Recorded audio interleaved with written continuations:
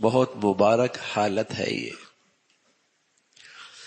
کہ آدمی اپنے گناہوں کی وجہ سے مایوس بھی نہ ہو، اللہ کی رحمت سے امید رکھے،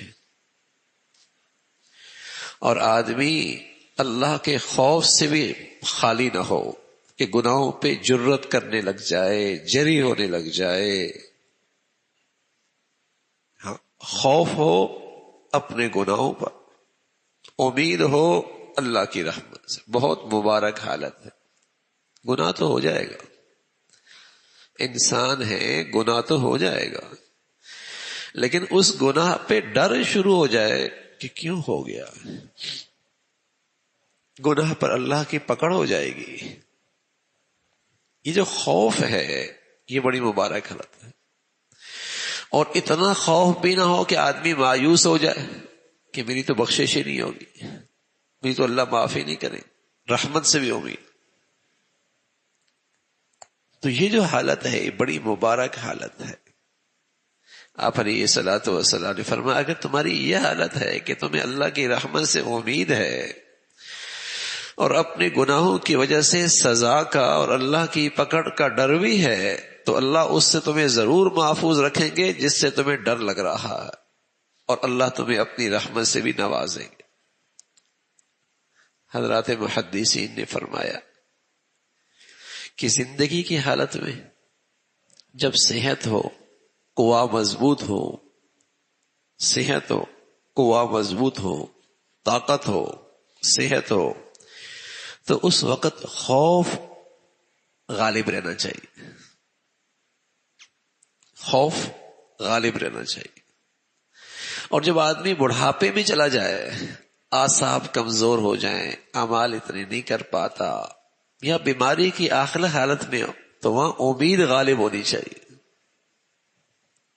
اللہ کے نبی کے احادیث کو سامنے رکھ کر حضرات محدثین نے لکھا کہ عام حالت میں آدمی میں خوف غالب ہو، اپنے گناہوں کی وجہ سے، اللہ کی پکڑ کی وجہ سے خوف غالب ہو، تاکہ یہ چیز اسے گناہوں سے روک دے۔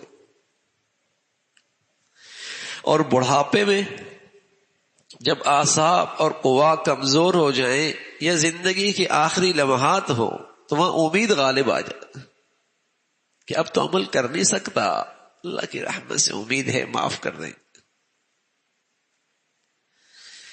لیکن شیطان کیا کرتا ہے، آخری لمحوں میں مایوس کر دیتا ہے، اب تیرا کیا بنے گا، اب تیرا کیا ہوگا، اب تو مارا گیا۔ اور جب تک صحت اور قوت ہوتی ہے تو شیطان دھوکہ دیتا ہے، اللہ بڑا رحیم ہے، اللہ بڑا مہربان ہے، اور گناہوں پہ جرت کرتا رہتا ہے۔ یہ نادان آدمی گناہوں پہ جری رہتا ہے، گناہوں پہ اصرار کرتا رہتا ہے۔ یہ ہلاکت ہے، یہ بربادی ہے۔ تو یہ خوف اور امید بڑی مبارک حالات ہیں۔ تتجافى جنوبهم عن المضاجع يدعون ربهم خوفا وطمعا، یہ اللہ کے نیک بندے ہیں، رات کو ان کے پہلو بستروں سے الگ رہتے، اللہ کے سامنے قیام میں، رکوع میں، سجدے میں، گڑ گڑانے میں گزرتے ہیں۔ تتجافى جنوبهم عن المضاجع يدعون ربهم، اپنے رب کو بلاتے ہیں رات کو تہجد میں۔ لیکن کیا مطلب، اپنی عبادت پہ مطمئن نہ خوفاً، خوف، اتنی زبردست عبادت اور ایسی مبارک گھڑی میں عبادت نصیب ہوئی، ایسے مبارک ساعات نصیب ہوئے، لیکن دل خوف سے خالی نہیں ہے، خوف وطمع، ہاں اللہ کی رحمت کی طمع اور امید بھی۔ یہ ان مبارک ہستیوں کا تذکرہ ہے جو اللہ کے وہ مقبول بندے ہیں جنہیں رات کے تہجد اور رات کی مبارک گھڑیاں نصیب ہوتی ہیں، ان کی اللہ کریم تعریف فرماتا۔ تتجافى جنوبهم عن المضاجع يدعون ربهم خوفا وطمعا۔ تو کتنا بھی بڑا نیک آدمی ہو جائے، اس کی نیکی قبول ہو جائے اور وہ نیکی کے صحیح راستے پہ چل رہا ہے، اس کی ایک بڑی علامت ہے کہ اس کا دل خوف سے خالی نہ ہو، خوف خدا ہو۔ اسے خوف خدا نصیب ہو. اس خوف خدا کی برکت یہ ہوتی ہے کہ بڑی سے بڑی نیکی کی بھی توفیق مل جائے نا تو آدمی نیکی کی وجہ سے بھی غرور میں مبتلا نہیں ہوتا. آدمی نیکی کی وجہ سے بھی مغرور نہیں ہوتا.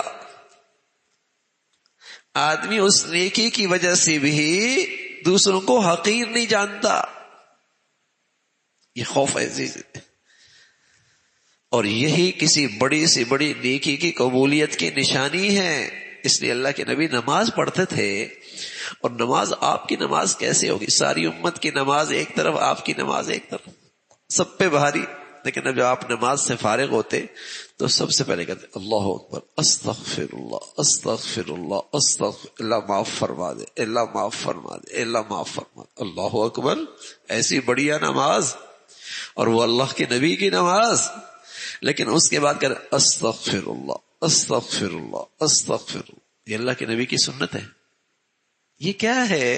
امت کو سبق دیا کہ بڑی سے بڑی نیک آدمی بھی اس کی نیکی کی قبولیت کیا ہے کہ اس کا دل خوف خدا سے خالی نہ ہو. خوف